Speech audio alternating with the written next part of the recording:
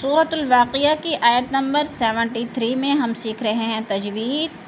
ادھر ہم سیکھیں گے ادغام،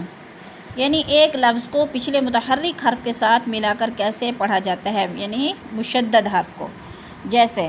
وَمَتَاعًا لِّلْمُقْوِينَ، مَتَاعًا لِّل، اکثر اس میں مسٹیک کر جاتے ہیں، وَمَتَاعًا لِّلْمُقْوِينَ پڑھتے ہیں، وَمَتَاعًا نہیں پڑھنا، وَمَتَاعًا لِّلْمُقْوِينَ، وا زبر با، تا زبر تا، وَمَتَا، تا الف زبر تا، وَمَتَا، عین لام دو زبر عل، لام لام سے لل،